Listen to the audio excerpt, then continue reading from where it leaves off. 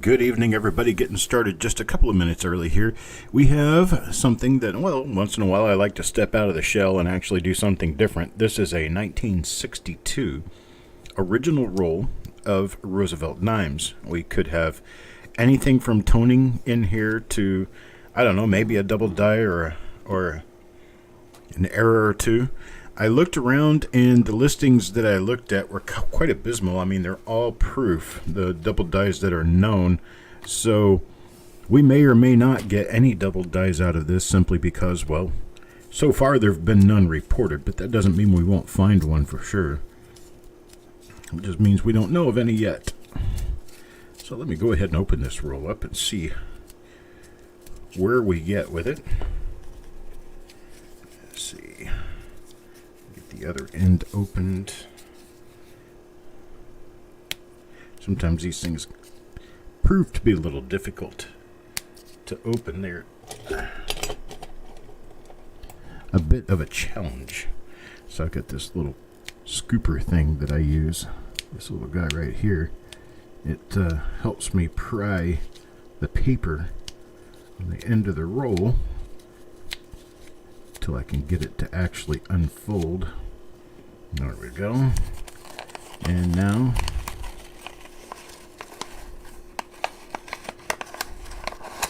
there it is, 50 Roosevelt dimes from 1962. These could be really high grade, who knows? All I know is it's an original roll, so no one's looked inside of this. It's been sealed up since 1962. What is that, 60 years now? Alright, here we go. First coin goes to Malcolm. And it has toning on it, of course. Get it focused in here real good. Alright, slightly late die state. And the rules for double dies on dimes would be just like the rules for double dies on any other series of coin. Ooh. That side is real nice and bright. I'm probably going to have to adjust for lighting.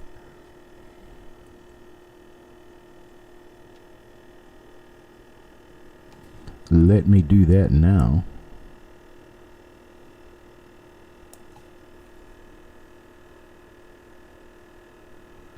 There we go. That's better. Now we can see what we're doing without seeing way too much. Well, there's coin number 1. Of course, it's got toning on it. It's not in the highest of highest condition.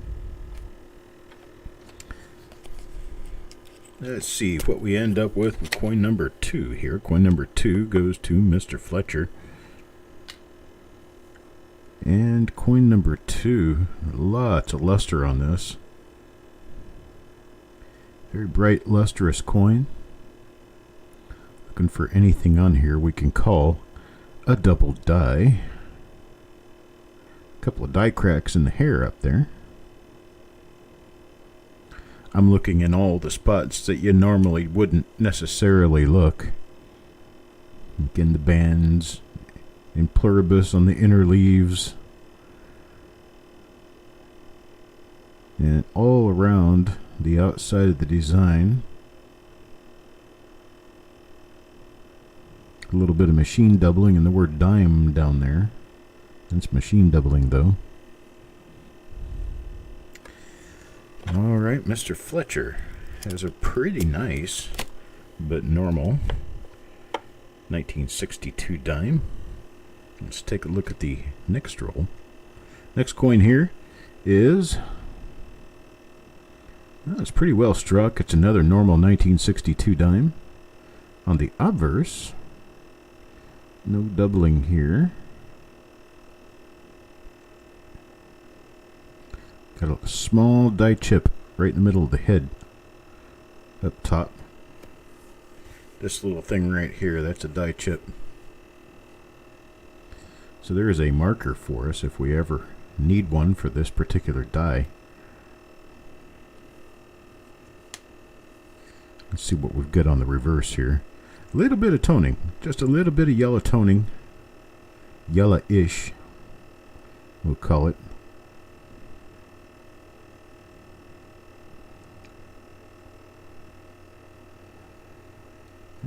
Nothing on that one. Hello, Farm Dog. Let's see, we got Coin Junkie, South End Al. We've got Malcolm, Sissy, Parviz, Otis, Richard, and Farm Dog. We have 15 people watching. So there's more out there who haven't said hi. This one's a really bright luster coin. This one's going to Ant. In fact, a lot of these coins appear to be very bright. Very high luster. You'll never have any problem with grading these as far as luster is concerned. It's all down to a matter of marks and scuffs and things like that now. Because these things are near perfect where it comes to luster.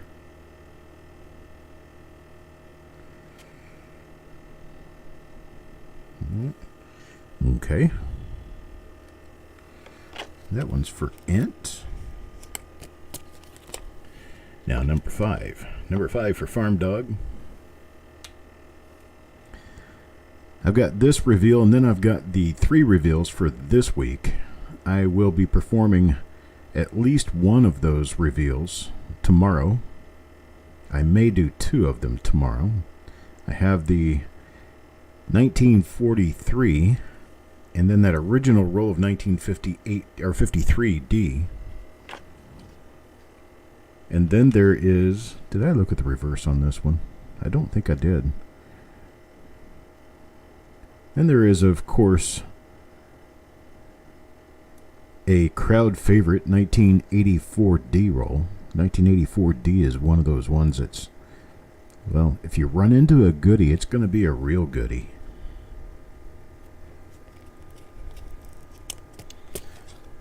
You guys are really going to like the condition of these coins. These things are excellent. Primo. Taco John now. Taco John. Get this just a little bit better in focus. Get the lighting better.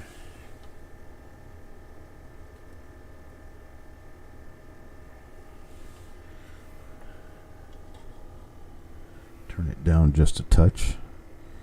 I focus in just a little bit better. There we go.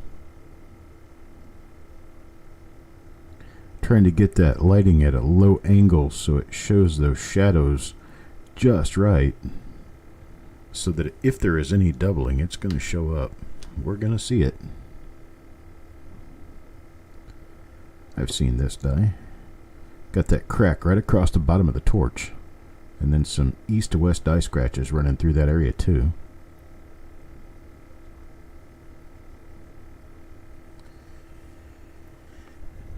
Alright, don't see any. You just missed it as far as getting into it or watching it. I haven't done it yet, so that's going to be reveal number 486. That's coming up after this one, probably tomorrow. Go back to Int again for coin number 7. Lucky number 7. Let's see what we get.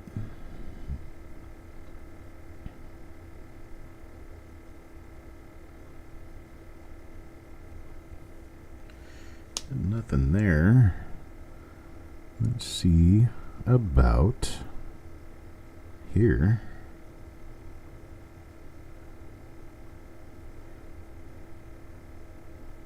Got no doubling on this side either. Like I said, not necessarily expecting to see anything for doubling, but we're going to check anyway. Wouldn't it be awesome if the penny guy who never looks at dimes discovers a new double die going through this roll of dimes?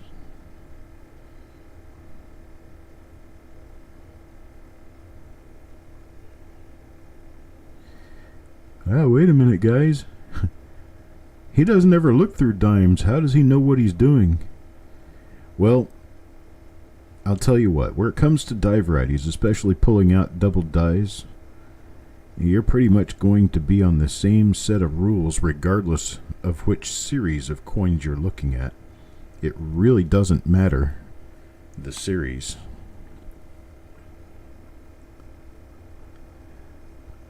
There's another one. That's a different die though there. That's got different scratches on it. Different die scratches. So there are at least 2 different dies that we have in this roll that have that die crack running across the bottom of the torch. Now see, this one's not in as good a shape Probably end up grading this one a 64. So a little bit of a die clash right there next to the top of the torch below the flame on the left side. That right in there. That's part of a little clash. I'm not sure of what. If I flip it over, we'll find out. It's the top of the word God, I believe. Top of the word God transposed to the reverse. Right there. You can just kind of see it right there. Looks like probably the G and the O. It's kind of neat. I like it when you can find stuff like that on coins. Hello, Eric. Going through a dime roll, 1962, Philadelphia. Not necessarily expecting to find anything because there's nothing listed for these. There are plenty of 62 Philadelphia double dies listed, but they are all proof. All of the ones known to this point are proof. That doesn't mean we won't find something new. There's a struck through. You got a struck through a little fiber right up here. That's a little struck through fiber. And then down here you've got a struck through patch of something.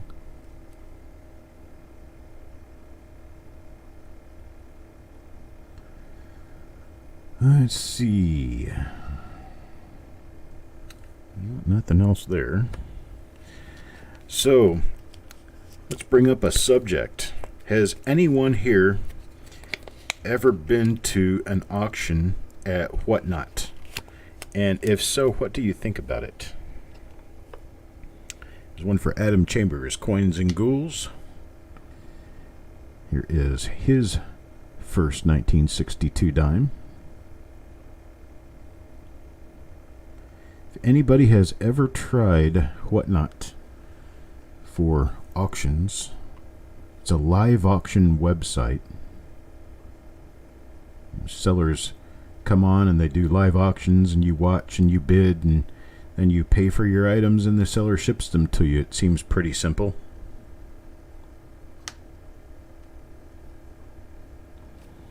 Oh, I didn't see Parv's question. Found a 2003 P dime which is red like a red penny. It could very well be missing part. Do you have a gram scale, Parvis? If you have a gram scale, I'd need to know the weight to the 100th of a gram fineness. If you don't have a scale, I can mail one to you.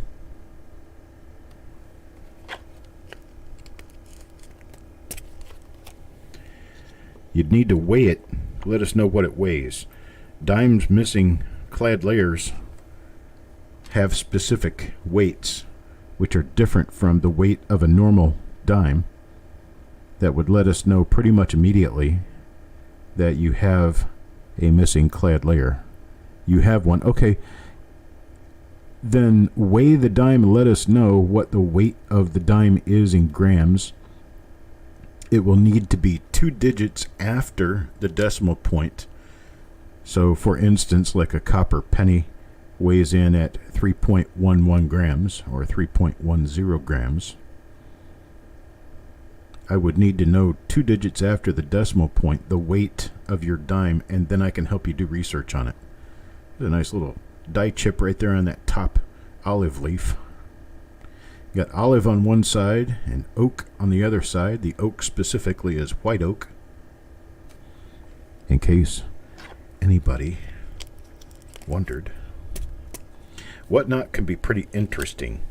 Well, South End Al, we're all ears, buddy. Go ahead. You've got the floor. 2.27's normal weight for a clad. Thank you, Malcolm. Now we need the weight of a missing layers. Is it missing both sides? Parvis, is it copper on both sides, or is it just copper on one side?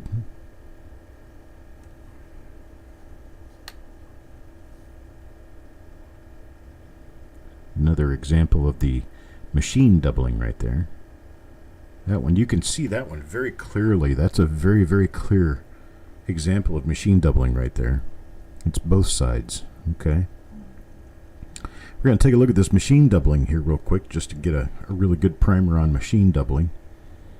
The O is probably not the best place to show you where you're lacking notching, because you wouldn't have notching on doubled die anyway, but here's a few things about machine doubling versus doubled dies for those who have not yet gotten this education. You see how this looks, and you see the little stripes right there that shows you that it looks like the edge of the letter was just shoved inward. Okay, and if you look at this here, let's straighten it up so you're actually looking straight onto the digit. Okay, so you're straight onto the letter O right there now. You can notice also how this side comes out and is nice and chubby, but this side is foreshortened. It's been scooped inward. You can see how this is lifted up just a little bit. You've got a little bit of a, what I would call a flange there. Well, that happened when the dime was being ejected out of the reverse die, and it stuck to the die as it was being ejected. And so during the ejection part, it stuck to the die and it scooped the letter off to the side just a little bit. And that causes what we know of as machine doubling. Now, the machine doubling is visible on all these letters here. And you can see how here is another good case of what the machine doubling does. If you went straight down this letter, it would come down this way. But you can see that the edge of the letter actually goes inward like this. And it does that because the edge of the letter has been pushed over.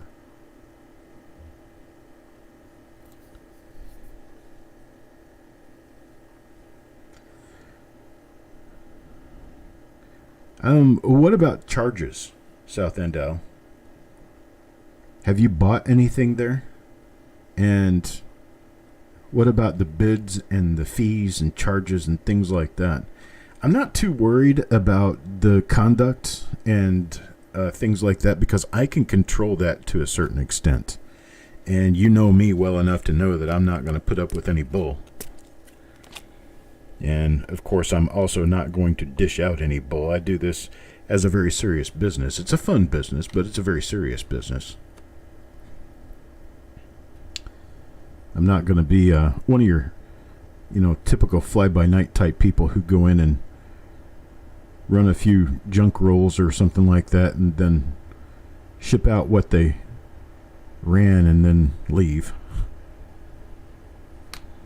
And also, what Malcolm said about lag. I'm not actually looking to replace YouTube. I'm just looking to augment YouTube as an additional place to do auctions. See how that works out. That was for Jimmy Bridges. Coin number 13. Got nothing on it. But these dimes are really shiny. I mean, they're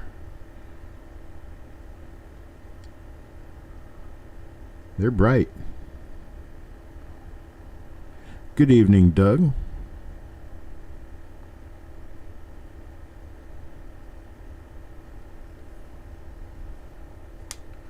Oh, I'm not worried about the charges for the seller. I already know what that is. I'm wondering, have you won auctions there? And if you have, did you find the fees for the buyer to be exorbitant or normal or good or especially great deal, or did you find them to be, kind of iffy? And also, tell me about the timing of the item being shipped to you. Did it get shipped real quickly or not so quickly, or how did that work out? You don't set your shipping charges. I do know that. Your shipping charges are set by Whatnot. Whatnot charges you a shipping fee for your items based on how many items you've bought during the auction. The seller does not set those fees. The seller merely gets a label. You log into your seller platform, and when the buyers pay, the seller automatically gets a transaction completed in the form of a shipping label. You print out the shipping label, you pack up the winnings and the packing slip, of course. Then you pack the pack, put the label on it, and take it to the post office.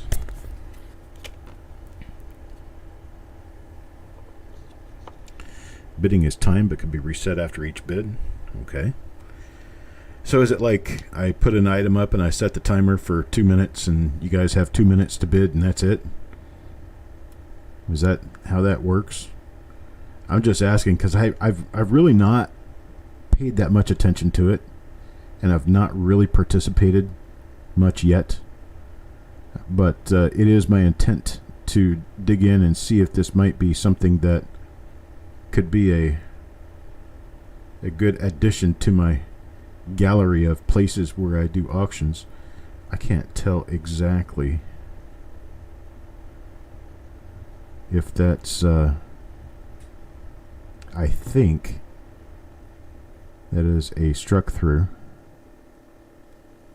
so I couldn't tell if it was raised on the coin or sunk into the coin. Let's see what we have on this side. You guys stop me if you see anything that looks like hub doubling, this is a fairly new territory for me. Of course, I don't do dimes very often.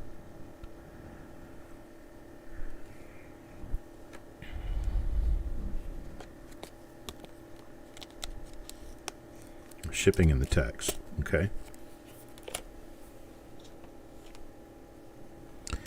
Going for crispy. Crispy. And nothing down there. Noticing a few die cracks along the nostril, which is kind of interesting. The different designs typically have different areas that are weak in pressure test. So there'll be the same areas, you'll see die cracks in those areas frequently.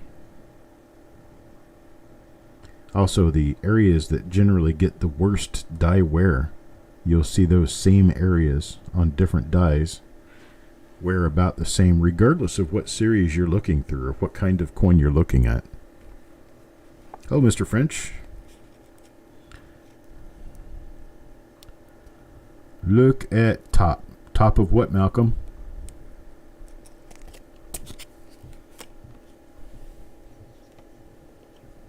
It's one for Mr. Fletcher now. Coin number 18.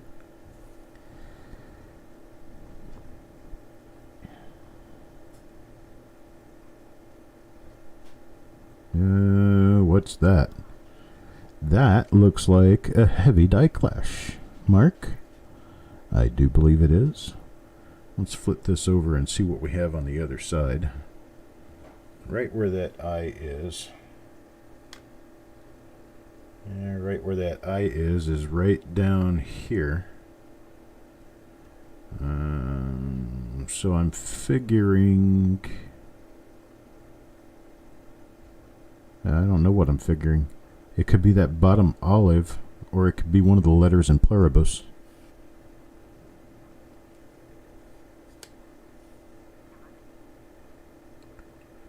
I don't think it's the bottom olive. I don't know what that is, but it is a clash mark. It looks like the end of a leaf, but it just doesn't work out to be the end of a leaf. Okay, Malcolm, thank you. I'll go back. Coin 17 is 1 back from where I am now. I'm on 18 right now. Did you want me to go 2 back? That would be number 16. We'll keep looking for this. We'll see if it maybe shows up a little bit better on another coin. It looks like a leaf, but it's not, because it's in the wrong place to be a leaf. It's not one of the letters of the pluribus unum, so it has to be that bottom olive, I guess.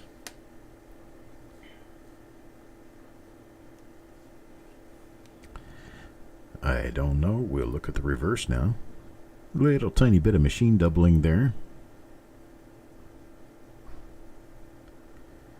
And that doubling, that clash mark or whatever that is, comes right into this area here. And it's my best guess that it's going to be part of this right here.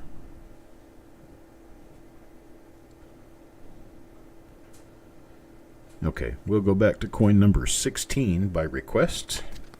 It's Jim Fletcher, coin number 18 there. Here's coin number 16 again. This one's for Doug. And I've been instructed to look at the top of the reverse.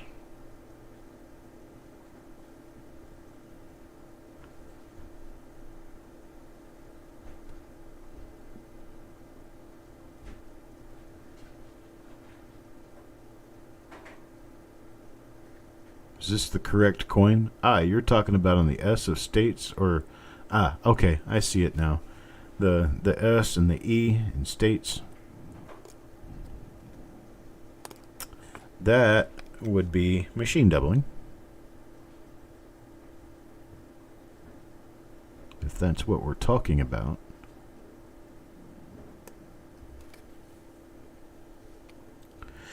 Right, it would be a raised area of the die. No, it'd be a sunken in area of the die because it's raised on the coin. So it would be part of the, raised area on the die, which would be a sunken area on the coin. Raised area, no. Had it right the first time. It's a sunken area on the die because it's raised on the coin. We're up to coin number 19 now. Coin number 19 for Richard. We'll take another look at it when we pass by it again. I'm sure we will. Well, how about that? We just did.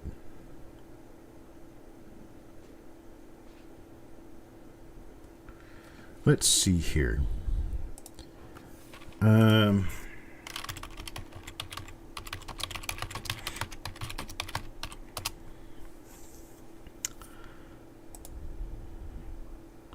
Let's see.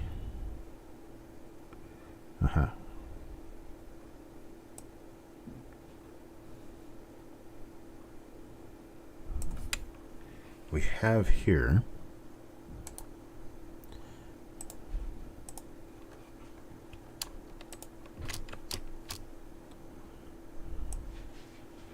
so this area, oh, I didn't want to do that. I wanted to do it like this. And then I wanted to do that and that. Let's see. I'm going to zoom out a little bit on this and move it over so we can see it better. And then we could talk about what this is. I'm seeing it. I know what it is now. Yeah.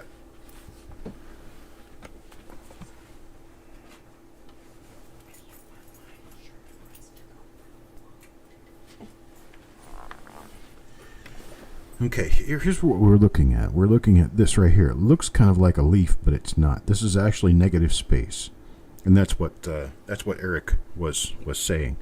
This is actually negative space. Given that that's actually negative space, here is what it is. See this right here? What I'm pointing to? Can you see the pointer? I'm not sure you can see the pointer. Yeah, you can. Right there, that little cavity between the lower leaf and the lower olive, you've got this little pointed area that would be sunken in on the coin. But when you do a clash, it's the reverse of that. So this is actually the lowest olive right here. Okay. No, this is the leaf. This is the lowest leaf right here, and then this is the olive. So it's a space between the leaf and the lowest olive. That's what that clash is. We are going to hang on to that little map right there because it's done us some good. Thank you, Kaneka, for helping us out with that little problem. Now we know what this is. It's kind of cool. I like it. Anytime you have a die clash mark and you want to try to figure out what you're looking at, just look for die clash map in Google. And you may or may not find it, but That's what I would look for. That's what I did look for. So that little spot that you're looking at on the other side is actually this right here. It's that area right there.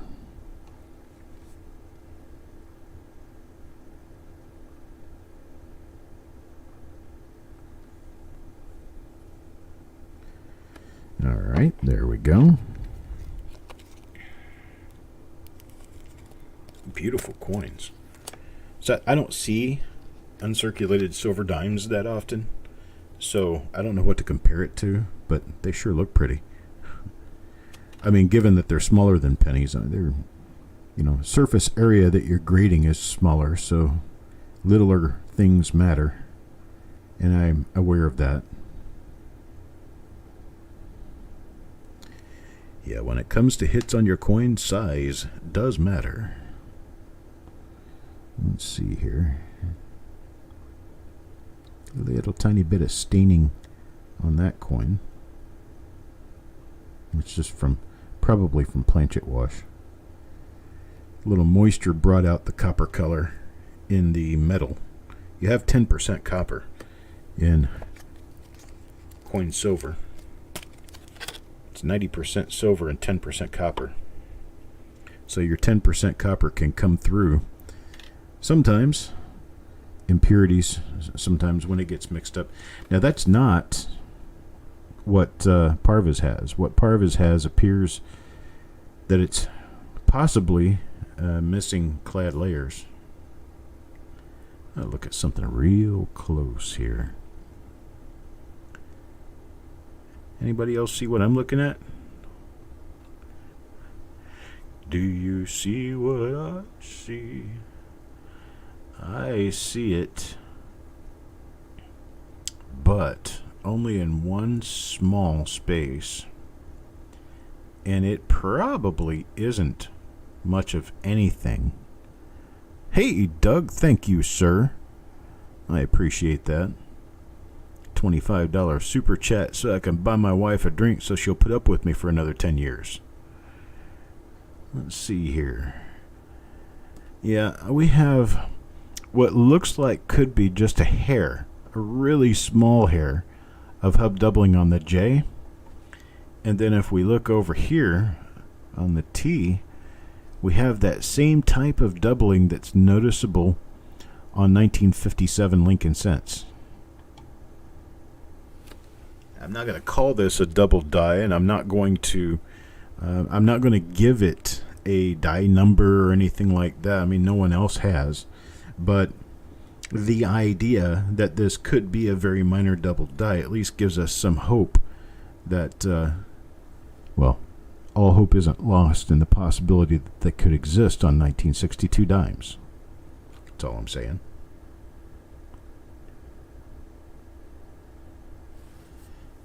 Another one of those with that die clash mark.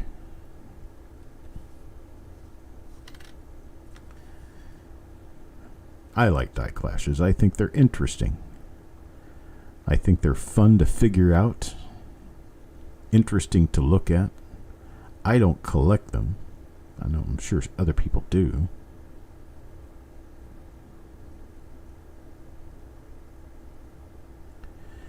But we're just kind of poking through this roll, having some fun, right?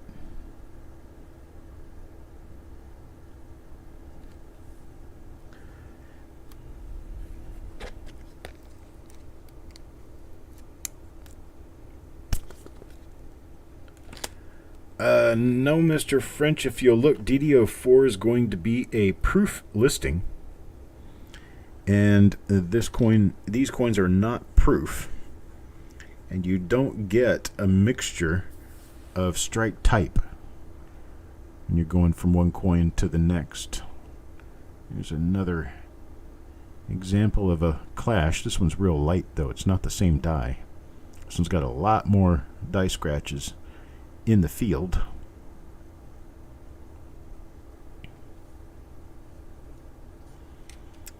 Yeah, but there are no double dies actually listed for the Mint State 1962 dimes.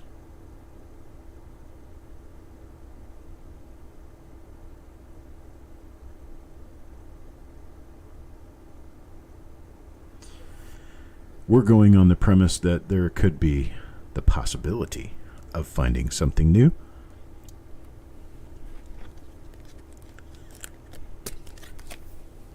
Possibility. Almost halfway through the roll. Looks like we spent quite a bit of time on this one. We got some pretty coins, though. I like these. I am not a dime fan. I am not going to turn into a dime fan, but these coins are bright, and they are pretty. I'm so pretty. Right? So pretty and witty and bright. That is metal that's folded up right there. It's a interesting little bit of, I guess it's a lamination. Can you get laminations on silver? That's interesting. And whether it be any such thing as a lamination on silver.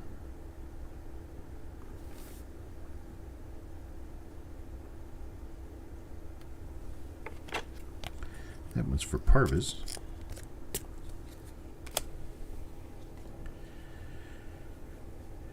I'll be going out with my bride on Thursday evening, the 22nd, I believe. I have to look at my reservation again. But we're going to a place called the 42nd Street Oyster Bar.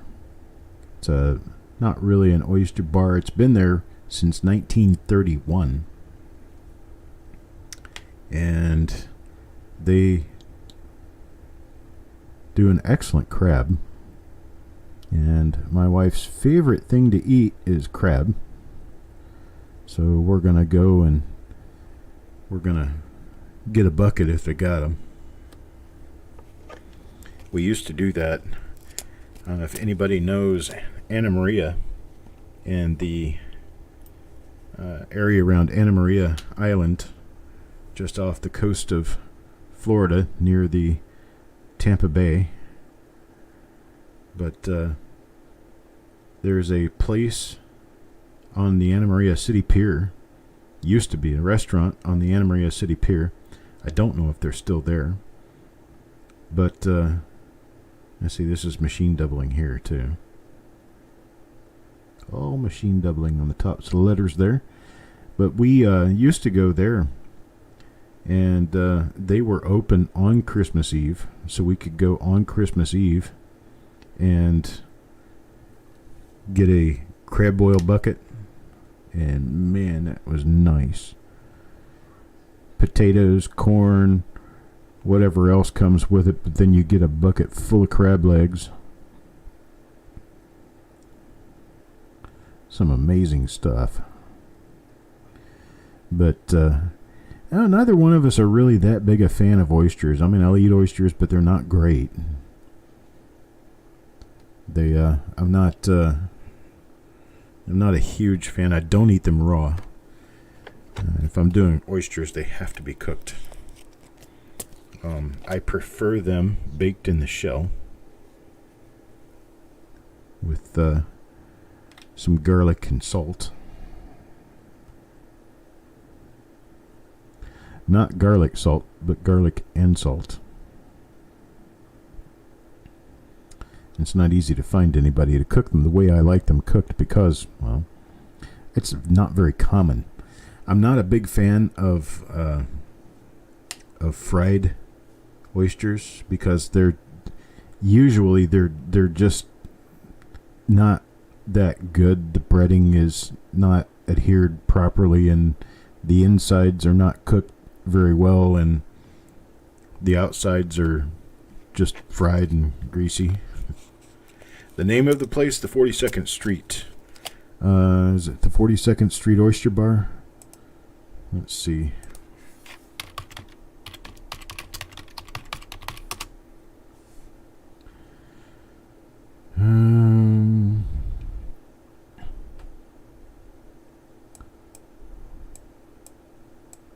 Well, it's inside the 440 loop. I better get my stuff straight. 42nd Street Oyster Bar. That's what it is. It's right here, near downtown Raleigh.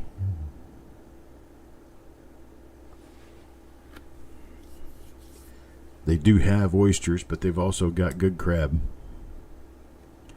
Excellent crab.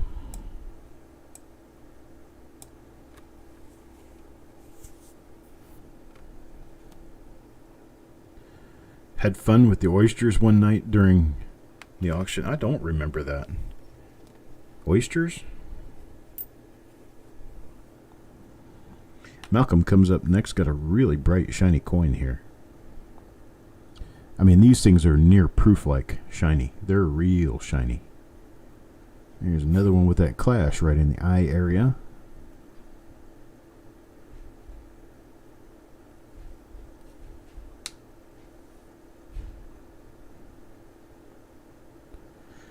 I'm going to have the guy come back out who installed my dishwasher because it's not level. It's not sitting right. The door doesn't want to open and close. I might just shim a piece of wood in there and cock it over to the side so it'll stay where it belongs. The door doesn't like to come open and closed. Here's number 28, Mr. Fletcher.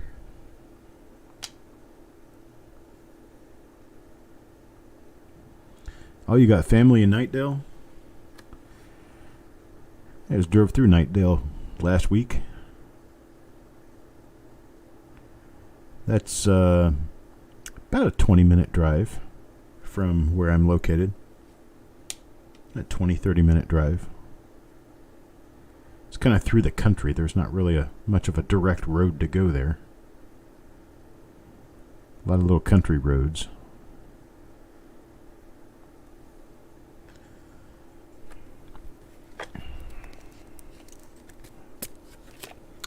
But it's a good place. The thing is you have to have a reservation.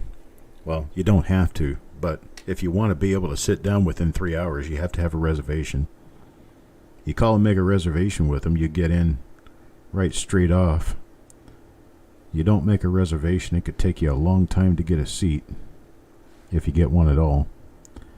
Yeah, see that T of Trust, that last T of Trust has that same, what appears to be possible doubling. It could also be from dieware, but it appears to be hub doubling to me. But it is so minor. So small. It only affects that one letter. Yeah, but who knows? Some dime specialist someday will say, I wonder how come nobody's ever reported that. I don't know, because a penny guy looked at it and said, I don't think there's enough there. You just found a 63 dime? Nice. Another bit of silver for you there. Here's coin number 30. Mary. Mary Mate.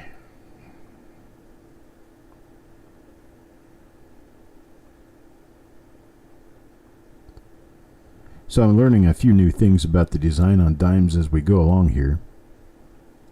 They're not necessarily new things, but I do realize that it's like this right up here is not doubling of the eyelid. This is actually a skin fold. It's part of the design.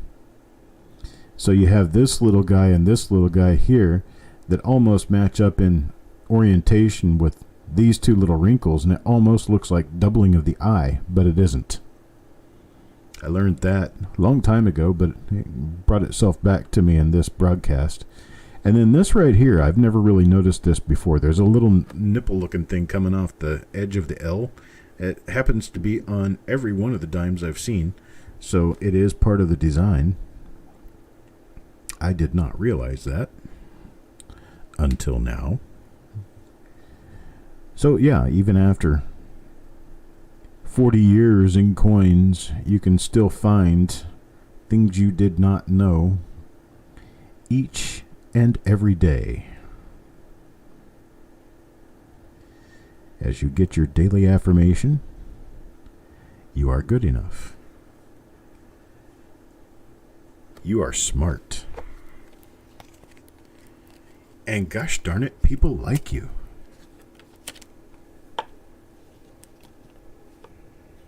Taco John.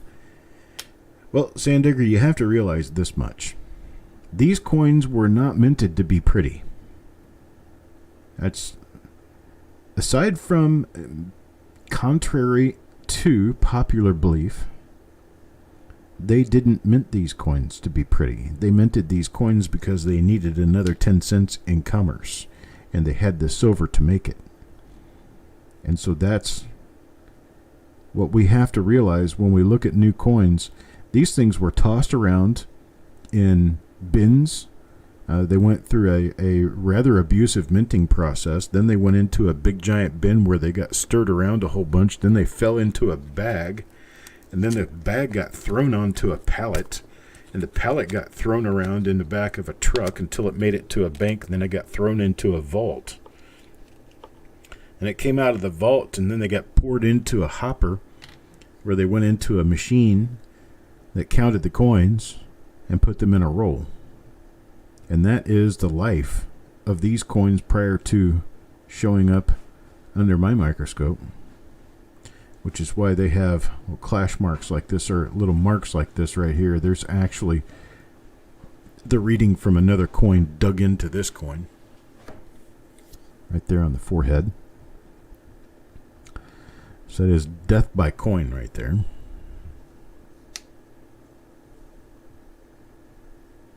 Yes, I am saying these have been handled with extreme care.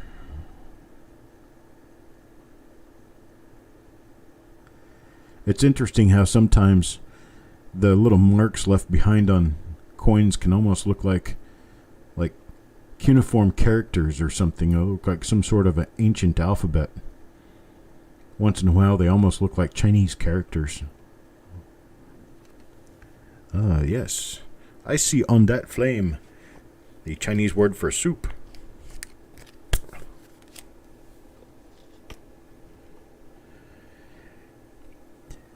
Now, something you should know, Parvis, is I take that as a compliment, and I appreciate you saying it. Now, let me give you a little education about the term coin doctor.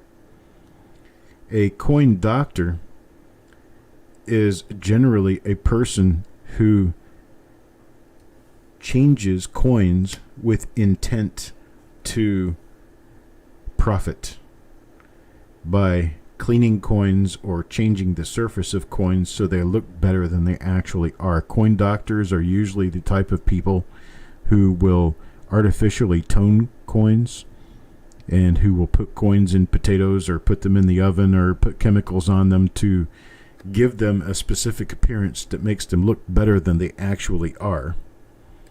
So the true definition of coin doctor is actually a negative thing, but I understand what you were saying.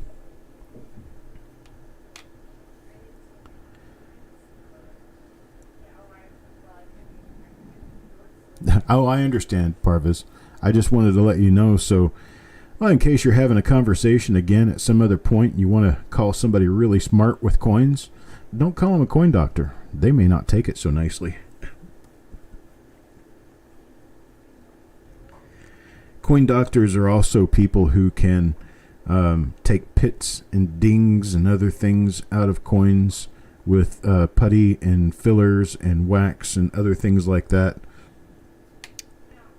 Oh, you've never heard of the potato thing? You can take silver coins and you can put them inside of a potato. You can basically just stab a potato with a knife and shove a coin in the hole. And my understanding is it doesn't take very long. You leave it in there and the coin comes out all kinds of nice purples and greens and other colors. That's for silver coins, though. It doesn't work on nickel or copper.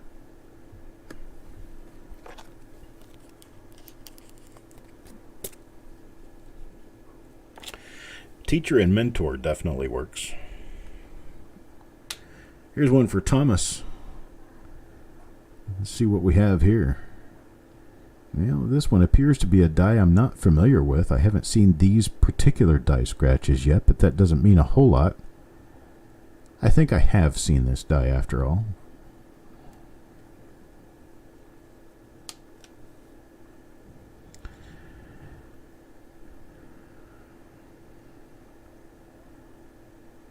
some of the Morgan dollars that you see that have been just brightly toned, all kinds of colors. At one point in time, they would sell for a king's ransom. And it has more recently been discovered, uncovered, and educated amongst the public that those coins are not bag-toned coins like what you would pay good money for. Most of those coins just came out of the oven that color. And you have people who actually doctor the coins up to make them like that. Silver Eagles are another thing. Silver Eagles, because they are .999 fine silver, they tend to tone a lot faster and a lot easier than constitutional silver or even sterling silver because they are so fine. And it doesn't take much at all to make a Silver Eagle tone very brightly. And in fact, just leaving it on a piece of construction paper that's impregnated with sulfur can actually turn silver coins bright colors, but especially the pure silver. And that's one of those given things that people did. Mostly the late 90s, the late 90s, the early 2000s, before the market really matured much on toning. There were some people making some serious bucks on that stuff. They get these coins out of a coin shop. They didn't look all that wonderful or great. They dip the coins solid white. Then they wash them. And they let them dry. Have them nice and squeaky clean. And then they stick them in a potato or something. Or put them in a Taco Bell napkin. There's a lot of things people would do to change the surface of the coins. Hey, Solo Smoke. And as to you too, Merry Christmas. I am going to be traveling in your direction here in the next few months. I'd like to get together with you when I do make it out that direction. I'm going to be going through Rockingham. By the way, Solo Smoke, note that Governor Cooper has declared a state of emergency in the state of North Carolina for the pending winter weather. So be sure that you are battened down and ready for the rain that we're going to get a little bit later this week. And stay up late Friday night and watch for that 3 flakes of snow that you might see. And stay bundled up Saturday. Saturday, it's going to be a real doozer. I think we're expecting a high temperature of 34 degrees here. So, yeah, we're definitely in a state of emergency.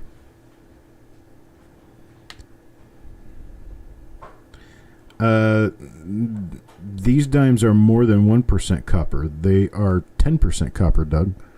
0.1 copper or 10%. Move your decimal twice, buddy. But they are 10% copper.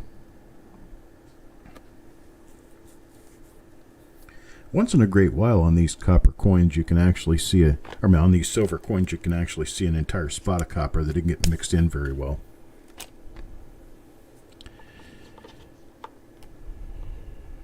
Yeah, Sand Digger, I get it. I understand. I didn't call the state of emergency. Boy, and the teasers on TV, I tell you what. Looking for a forecast of rain and maybe a snowflake this weekend. I'll have the details coming up next. It's like, you know what, dude? Seriously, get a job. You're making way too much out of nothing. I mean, yeah, okay, I'll take credit where credit is due. I'm from the Midwest. I've seen a lot of snow. And, the southeastern North Carolinians haven't seen so much snow in their time. So, yeah, we're expecting maybe a flake or two of wet snow toward the end of this rain event we've got coming up. But honestly, seriously, they're expecting rain Thursday with a high temperature of 55 degrees. I mean, really? It's not a winter storm to us.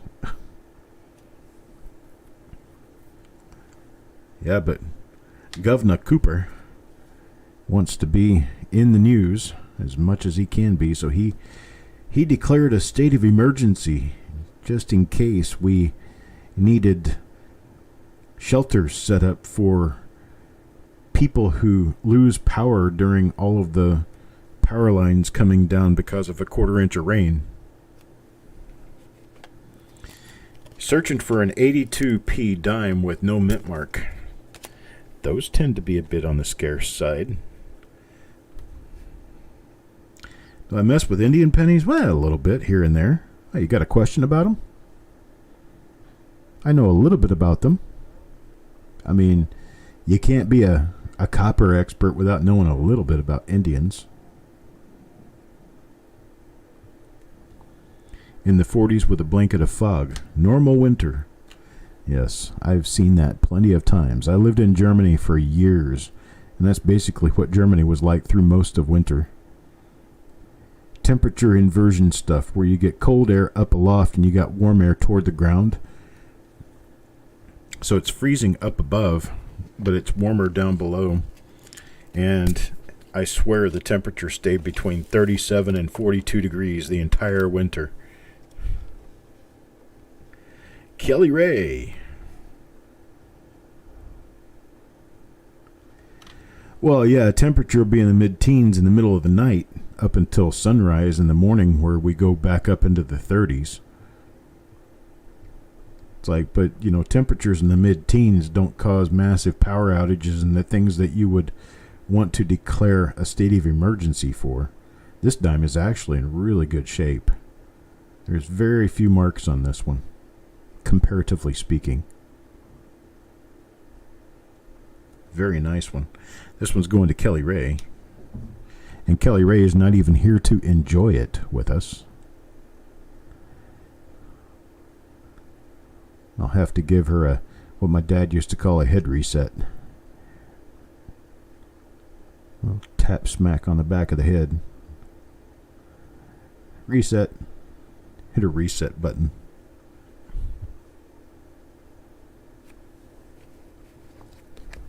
Okay, Malcolm, I appreciate it. Yeah, if they're for sale, make sure you let me know. So is it Mikey or Mickey? I'm going to assume Mikey Myers. Good day, sir. Here's one for Parviz. Parviz, look away from your dimes long enough to see what you got coming up here. Let's see. Pretty nice looking coin. Very few marks. A couple of little tiny stains on it, but I tell you what, these stains are small enough. You're not going to be able to notice them. Not unless you're really looking at them. I mean, this is at least 100 times here what we're seeing. So you know we're close to electron microscope level here. So we're seeing it way up close.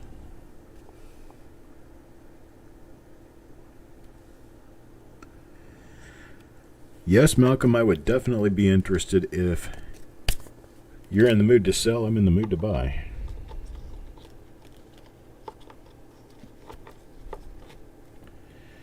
Below freezing for 4 days in North Florida. You mean like from midnight until 12:15 a.m. it'll get down to 31? Floridians also tend to make me smile when they talk about their cold. You got Eric. Eric is from Michigan. What is that? Some sort of a little raised thing there on the dime. It looks like a piece of a lamination peel almost. Ohio is about to get cold, I tell you that. But one at clash mark again there. Yeah, you got Eric from Michigan. And now he whines every time he has to put something on his feet other than flip-flops. He says, man, I'm going to have to get my socks out. You serious, man? Like, really? And heck, here I'm living in a place where actually my feet get cold in socks.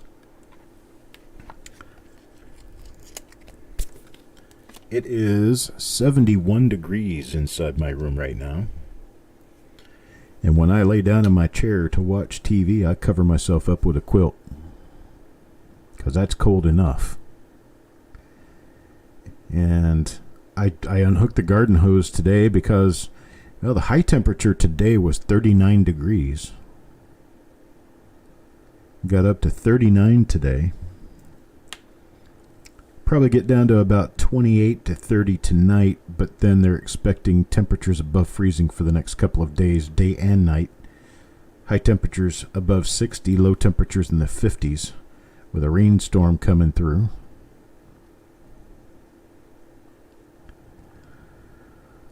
Oh, I'm sorry, Triple X20. We don't allow that sort of thing here. Find another channel to spam. Thank you very much and have a great day.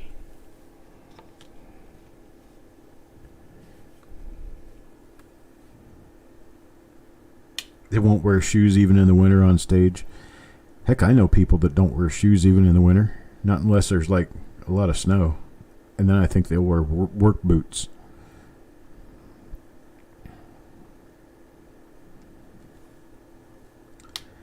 But heck, I used to go, here's how dumb I am. We'd get 6, 8, 10 inches of snow, and I'd be inside doing my work, kind of the same thing I do now. This was like 15 years ago, though. And I'd see the mail person come by and put mail in a mailbox, chains on the tires and the whole 9 yards. I walked down to the mailbox barefoot to get my mail in the snow, barefoot. 10 degrees outside. I didn't even put socks or shoes or nothing on. I was too lazy. I just went down there barefoot. No big deal. I'm only going to be out there for about 3 or 4 or 5 minutes. Come back in, and heck, I was such a heat factory back then, I guess my feet just never really got cold. But now, I'm old. Being that I'm old, I get cold faster. A lot faster than I used to.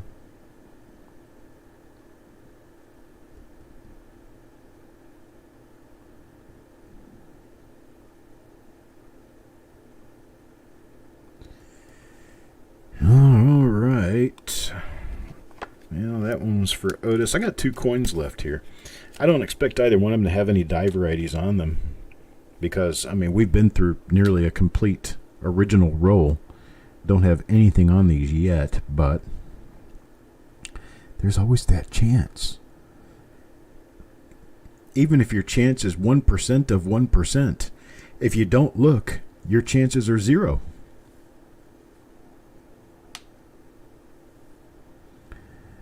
You've been known to go out, get the mail barefoot. You putting tracks in the snow barefoot?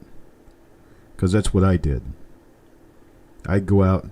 First time I'd go out, driveway'd be covered up in a half a foot of snow, and I'd walk down the driveway in the snow to get my mail.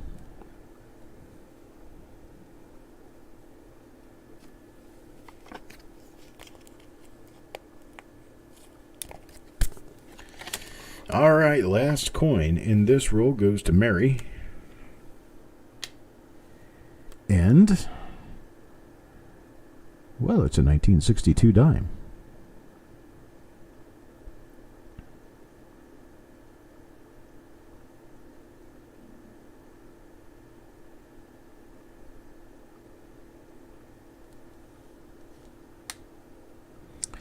And, of course, this one was tails out, so it's going to be toned down on the tail side.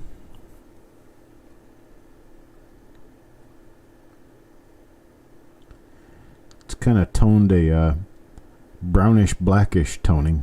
It's not the prettiest toning. But it's definitely silver.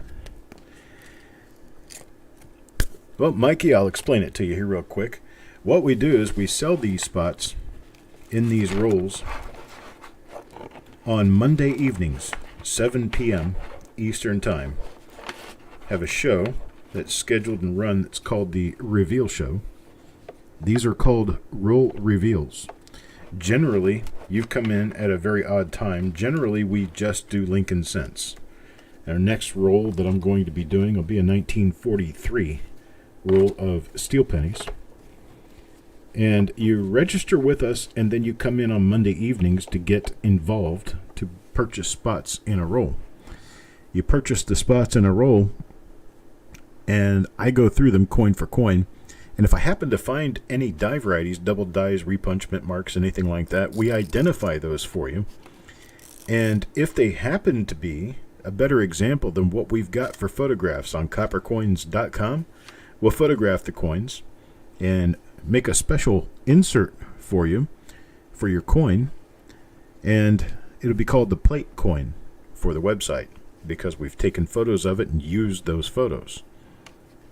And when that happens, you get a coin that is designated a plate coin for copper coins. If you send that into Annex, they will actually put that plate coin designation on your holder. And some people actually will pay better money for the coins that way, and they assume them as more valuable that way. But that's what we do. We sell the rolls on a Monday. We run those rolls by going through them like I'm doing right now later in the week. And then the following Monday, we sell different rolls, and we go through those rolls during that week. And sometime during that period of time, I box all of these up and mail them to Florida, where Eric takes care of them. I'm in North Carolina. And we send them to Florida, where Eric takes care of them. He goes through all of the coins. He identifies all the die varieties, photographs what needs to be photographed, puts all the coins into envelopes for you, and mails them to you. And generally, it takes somewhere to the tune of 2 to 3 weeks from the time you purchase the coin from the roll to the time you actually receive your coins. But this is something like the coin pulls that other people do, where they go through rolls, except a lot of those people don't actually give you the coins that you've purchased. You don't purchase by the roll, you just purchase by the coin. And in this particular case, you actually receive in the mail the coins that you have purchased and that have been pulled out of the roll for you. So like for instance, this coin right here is going to go to Kelly Ray. So Kelly Ray will actually have this coin and own this coin after we get it shipped to her. So that's the explanation of how we do what we do here on the Roll Reveal Show. Register with us, send us an email, coppercoinspayments@gmail.com, coppercoinspayments@gmail.com. Give me your real name, your screen name on YouTube, and your PayPal email address, and we will get you registered. It's free, it's easy.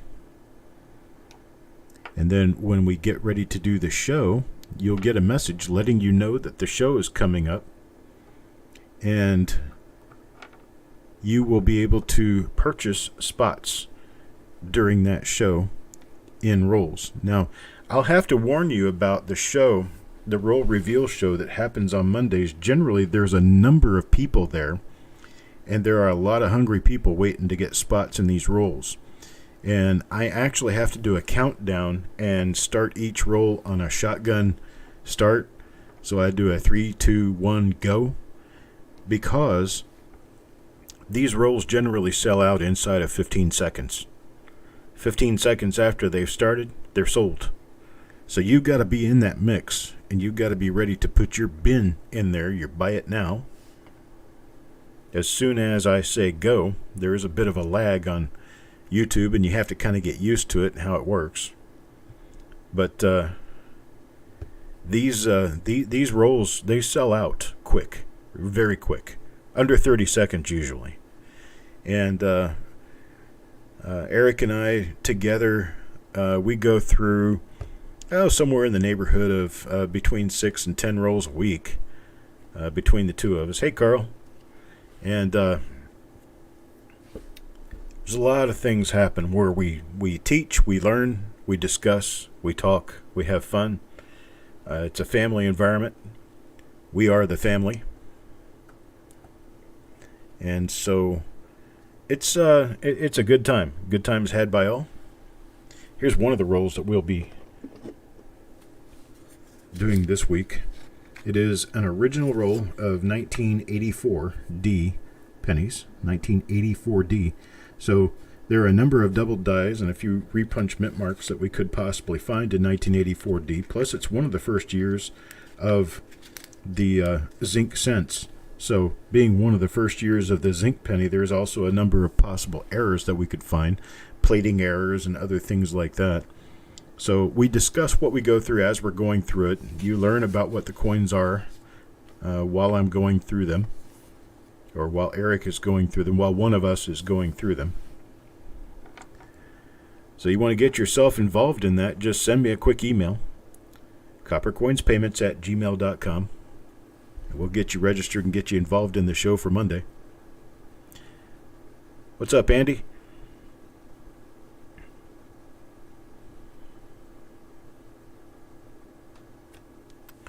Oh, Mikey Myers also does auctions on Wednesday and Sunday? How about that?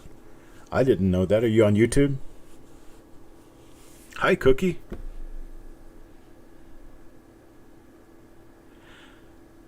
Cookie, you need to register with us. If you register with us, you will be available to purchase spots in the rolls on Monday evening, 7 p.m. Eastern Time. We talk about how to spot things on coins during these roll reveals. It's kind of an educational show where at the same time people are actually getting things that sometimes are worth quite a bit more than they paid for them. I go through all the coins under a microscope and show you all the finer points of them as we're going through them. And a lot of people have accused me of hooking a lot of people. And they've accused me of creating a lot of fun. So I'm not going to say it's fun, but it is to me.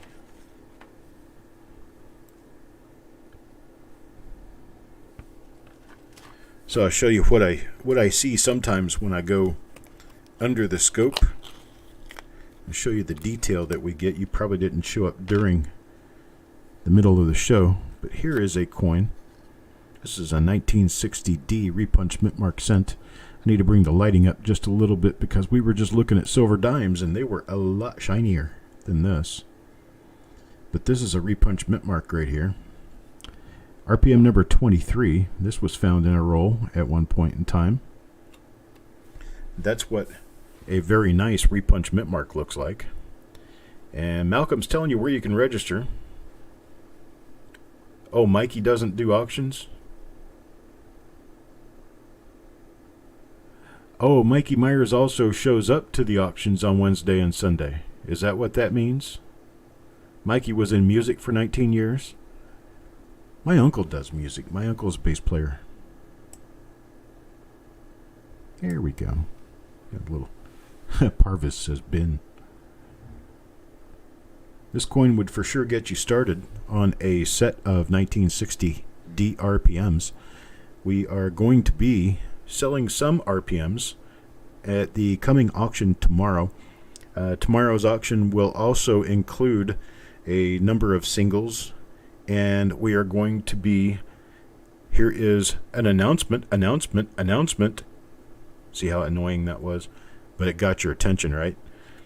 An announcement that we are going to be selling spots in a BU wheat singles pool, just like a proof pool, only it's going to be uncirculated red wheat cent singles from the 1930s, 1940s, and 1950s.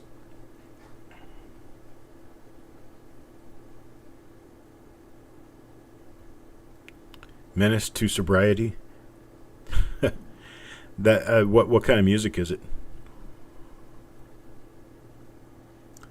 But we'll be selling spots on that starting on Wednesday. That'll be tomorrow. That we will be doing a wheat cent pull. I have over 100 rolls, partial rolls of BU wheat pennies. And I know that a lot of people would like to get in on the possibility of getting some really nice ones, some really old ones, or some nice varieties in them. And so I kind of looking forward to putting that together.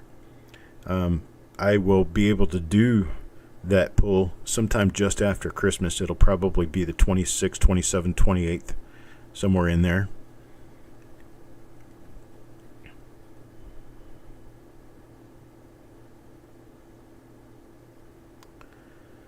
Hip hop crunk rock metal. You just got to check it out. Okay. So that's Menace to Sobriety. I have to write it down. I am that old.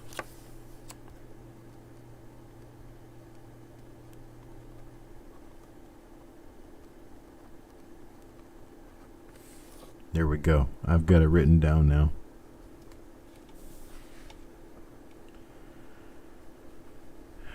All right, boys and girls, I am going to go ahead and